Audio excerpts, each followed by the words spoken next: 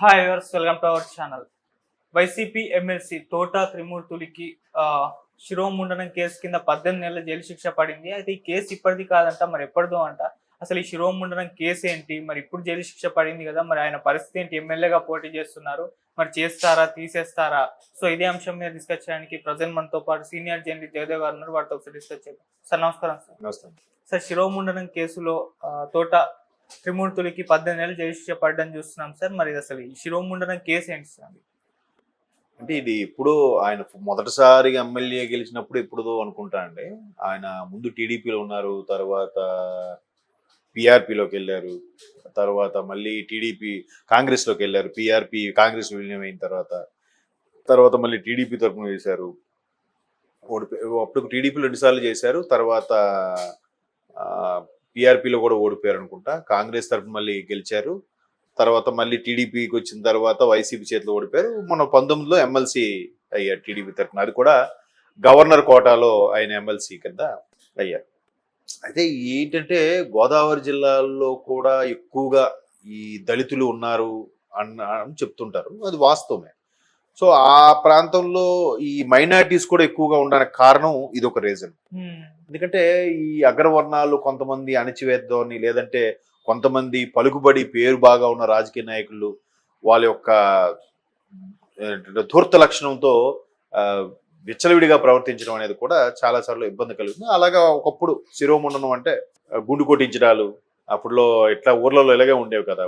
జనరల్గా ఇప్పుడు పెదరాయుడు సినిమా టైప్లో ఎవడైనా ఒక పెద్ద మనిషి తీర్పు ఇచ్చాడని అంటే ఆ పెద్ద మనిషి తీర్పు ప్రకారం ఫాలో అయిపోవడం. అరే వాడు తప్పు చేశాడు, లేదా వాడు దొంగతనం చేశాడు, చెట్టుకు కట్టేసి కొట్టేయడం, లేదా ఒక అమ్మాయితో అక్రమ సంబంధం పెట్టుకున్నాడు, వాడికి బట్టలు ఇప్పేసి గాడిద మీద ఊరేగించడం, లేదంటే ఇలాగే ఏదో మిస్టేక్ చేశాడు, పెద్దవాళ్ళ ఇళ్ళలోకి దూరాడు, రకరకాలుగా వాళ్ళకి గుండు కొట్టించి బుర్రంతా సున్నం మచ్చలు పెట్టడం, ఇట్లాంటివి జరిగేవి. జరిగినప్పుడు అప్పటికే చట్టాలు బలంగా ఉన్నప్పటికీ అట్రాసిటీ కేసులు, నాన్ బెయిలబుల్ వారెంట్లు ఉన్నప్పుడు కూడా కొంతమంది వాళ్ళ అధికార దాహము అధికార దర్పంతో ఏవి కొన్ని చేశారు. అలాగే ఈయన గతంలో చేసిన దానికి ఎప్పుడో ఫస్ట్ ఎమ్మెల్యేను 95, 96 అంటే ఆల్మోస్ట్ ఆల్ 2000కు ముందులో లోపలే జరిగిన సిచ్యువేషన్స్ లో అది ఎన్నో ఒక 150, 200 వాయిదాలు అంతే కదా. ఇప్పుడు 20 ఏళ్లలో సంవత్సరానికి 10 వేసుకున్నా 20 పదులు 200, పోనీ 5 వేసుకున్నా 25 100 ఇదైతే వాయిదాలు అయితే అయ్యే ఉంటాయి కోర్టు జరుగుతుంటే. ఇప్పుడు మొన్న రీసెంట్ గా మన వల్లభనేని వంశీ గారు కూడా అంతే కదా. 2019లో ఒక పోలింగ్ బూత్ దగ్గరికి వెళ్ళి హడావాడి చేశారని చెప్పి మొన్న కోర్టు ఆయన పిలవండి, ఆయన రాకపోతే అరెస్ట్ చేసి తీసుకురండి అని చెప్పింది. ఈ మధ్యలో ఒక 7-8 వాయిదాలు అయ్యాయి. వీడు వెళ్ళలేదు. వెళ్ళకపోతే చివరిగా కోర్టు తీర్పు ఇచ్చింది.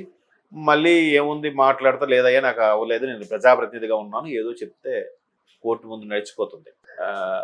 అలాగా మొత్తానికి వాయిదాల మీద వాయిదాలు ఎట్టకేలకు కోర్టు తీర్పిచ్చింది. అయితే ఇక్కడ లక్కీ ఏంటంటే మళ్ళీ ఇంకా ఇతను అంటే అందుకే సినిమాల్లో కూడా డైలాగులు పెడుతుంటారు, సొసైటీలో కూడా అందరూ అనుకునేది ఏంటంటే డబ్బున్నోడికి ఏదైనా చెల్లుతుందిరా అని అంటారు.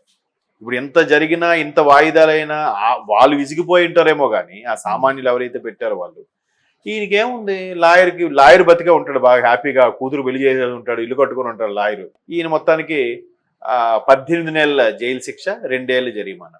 బట్ కొన్ని చట్టాలు ఎలా ఉన్నాయంటే 2 ఏళ్ళకు పైబడి ఎవడైతే శిక్ష అనుభవిస్తాడో వాడు పోటీకి అనర్హుడుగా కూడా ఉంది.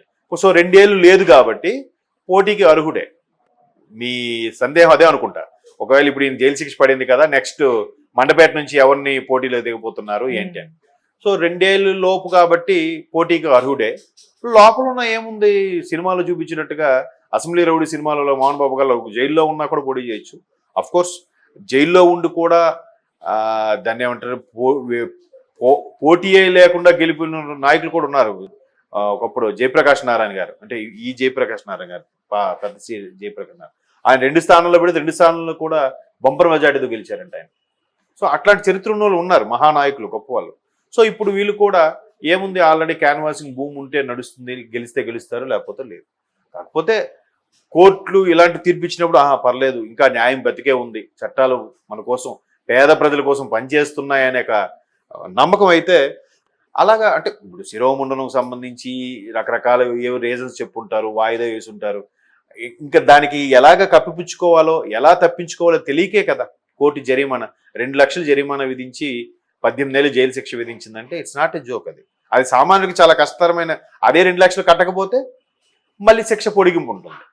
సో ఈ 2 లక్షలతో పే చేస్తారు. 18 నెలలు కూడా ఈలోకి వెళ్ళి వాయిదా మీద బెయిల్ మీద రావడము, లేదంటే సత్ప్రవర్తన కింద పేర్లు ఊరికే రాయించేసి ముందుగా విడుదల చేసేయడం, అవన్నీ కూడా చేస్తారు. ఇలాగ ఆగస్టు 15కి రిపబ్లిక్కి చేస్తారు సత్ప్రవర్తన కింద.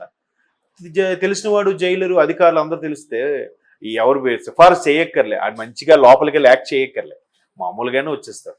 ఇప్పుడు త్రిమూర్తులు అనే వ్యక్తి ఇప్పటి నుంచో ఉన్న వ్యక్తి, ఇంచుమించు 30 years ఇండస్ట్రీ కాబట్టి రాజకీయాల్లో ఆ అనుభవం అది ఉంటుంది. బట్ అప్పుడు ఆయన తెలిసి చేశారో తెలియక చేశారో, ఆవేశంలో జరిగిందో, లేదంటే అటువైపు బలమైన సాక్ష్యాధారాలు ఉండబట్టి ఇటువంటి తీర్పు ఇవ్వడం జరగడం వల్ల ఆయనకి దళితుడికి అలా చేయడం వల్ల జరిగిందో తెలియదు. కానీ మొత్తానికైతే కోర్టు తీర్పు ఇచ్చింది. ఇప్పుడు ఏంటంటే ఆ 18 నెలలు కాబట్టి అర్హుడే, పోటీ చేయొచ్చు. ఒకవేళ ఇది మచ్చగా ఏర్పడితే ప్లాన్ బి కూడా పెట్టుకుంటుంది వైసీపీ. ఎందుకంటే ఇప్పుడు అవినాష్ రెడ్డి గారి మీద కూడా ఇష్యూ నడుస్తుంది. దస్తగిరి వేసిన పిటిషన్ కోర్టు తీర్పు రిజర్వ్లో పెట్టింది. ఒకవేళ అది బెయిల్ రద్దు చేస్తే అవినాష్ గారు బ్యాక్కి వెళ్తే ఏంటి అనేది ఆప్షన్ బి కింద ఎవరు అభిషేక్ రెడ్డి అని ఒక కార్డియాలజిస్ట్ స్పెషలిస్ట్ని డాక్టర్ గంగిరెడ్డి గారి హాస్పిటల్లో పనిచేసే వ్యక్తిని ఆప్షన్గా పెట్టుకున్నారు. బట్ ఆయన కూడా కడప జిల్లాలో చాలా యాక్టివ్గా వైసీపీ తరఫున పార్టిసిపేట్ చేసిన డాక్టరే. సో ఆప్షన్గా పెట్టుకున్నారు. ఇన్ కేసు అంటే లాస్ట్ మినిట్లో అక్కడ పోటీ చేసి గెలిచేలాగా, లేదంటే ఇండిపెండెంట్గా పోటీ చేసి తర్వాత పార్టీలో కలుపుకుంటారు. ఏముంది, మళ్ళీ నేను అభ్యర్థిగా ఇండిపెండెంట్గా పోటీ చేస్తాను, పార్టీలో చేరుతున్నాను అంటే అయిపోయింది. మళ్ళీ అక్కడ వైసీపీకి ఆ తరపున ఒక ఎంపీ అభ్యర్థిగా వచ్చినట్టే ఇన్ కేసు గెలిస్తే. సో అలాగే ఇక్కడ కూడా తోట త్రిమూర్తులకు సంబంధించి ఆప్షన్ బి పెట్టుకుని ఉంటారు. లేదా ఎన్నికల నేపథ్యంలో స్పెషల్గా ఏదైనా మాకు క్యాన్వాసింగ్కి తిరగాలి, చేయాలి, ఇలాంటి సందర్భంలో ఇలాంటి అరెస్ట్ అయితే కాదు, మాకు కొద్ది రోజు షరతులతో కూడిన బెయిల్ ఇప్పించండి, ఉంటాం. కాదు క్యాన్వాసింగ్లో ఏం మాట్లాడడం, జస్ట్ నిలబడతాం అంతే.